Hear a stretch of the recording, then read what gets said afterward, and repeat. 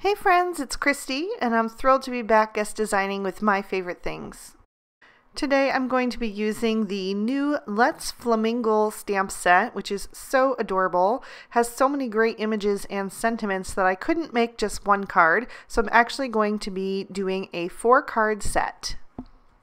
I've stamped my images in black licorice hybrid ink on some Copic friendly cardstock, and I'm going to be coloring with my Copic markers today.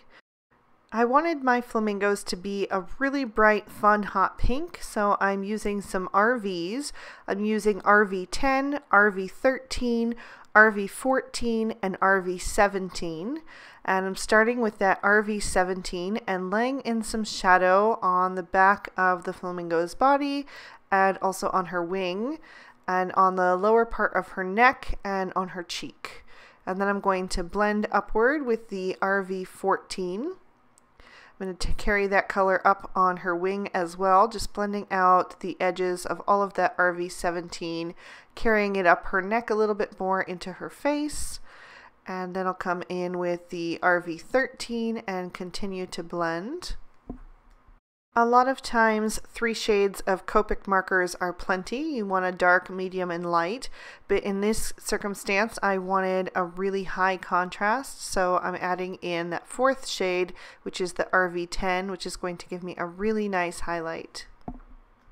Once I have all of my colors mapped out, I'm going to go over each of them with a second layer to just really help that blend so that I have a really nice transition on each of those areas.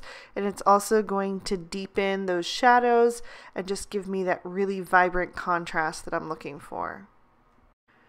Since each of these flamingos will be on their own card, I am going to be changing up the light source so that it is always on the front of their bodies and on the upper part of their necks.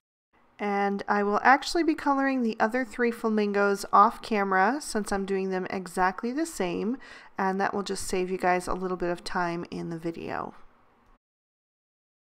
So now I'm just finishing up this last flamingo, and then I'm going to show you how I did their beaks. I just took a W7 marker and colored in the bottom portion of the beak and then did a little flick upwards toward their face. And now I'll just trim these out with the matching dies. For my background, I'm going to be using 3 different colors of distress ink. I'm using Picked Raspberry, Wilted Violet, and Peacock Feathers. I'm going to start with the Picked Raspberry and pick up a blending tool and begin to blend that down on the bottom left corner. I find that the distress inks blend beautifully on this Bristol Smooth surface because it has that vellum coating. So now I'm coming in with the Wilted Violet, and I'm going to overlap the Picked Raspberry a little bit and then carry that up. And then I'll come in with that Peacock Feathers and just repeat the same thing.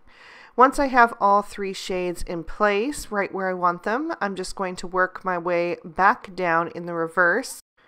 And I'll actually go over each of those colors 2 or 3 times to build up that vibrancy to the level that I'm happy with.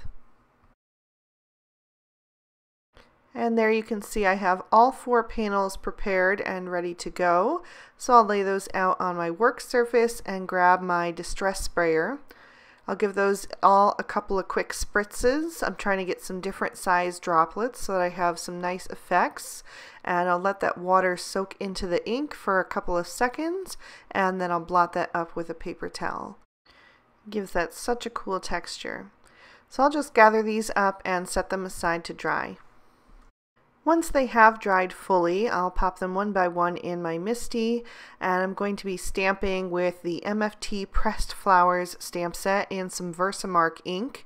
Before I stamp those out, I am going to treat that with a powder tool just to reduce any static cling. And then I can stamp those down by just closing the door of my MISTI and giving those a good press with the side of my palm. I'm going to grab a sheet of plain white typing paper just to catch any excess and then coat my images with some gold embossing powder. I'll just tap off any excess, and then I'll grab my heat tool. And this is the best part. I love to watch that powder turn all nice and bright and shiny as it melts. Next, I'm going to take the Scallop cross stitch tag Die-namics. I'm going to just use the outside tag portion and run that through my Cuttlebug and trim this down. I've also trimmed down a piece of Pink Lemonade cardstock with the A2 Stitched Rectangle STAX set 2, and I'm going to add some liquid glue to the back of that. And I'll adhere it down to my card base, which is made from Razzle cardstock, scored and folded to a standard size card.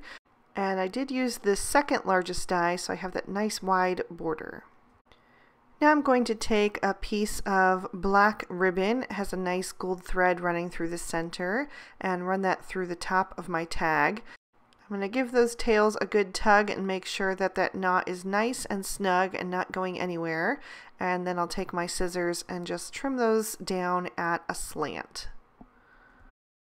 I'll adjust those tails a little bit to make sure I have them going in the direction I want them, and then I'll flip that over and peel off the release papers from the foam tape that I've added to the back. Then I can pop that into place in the center of my card.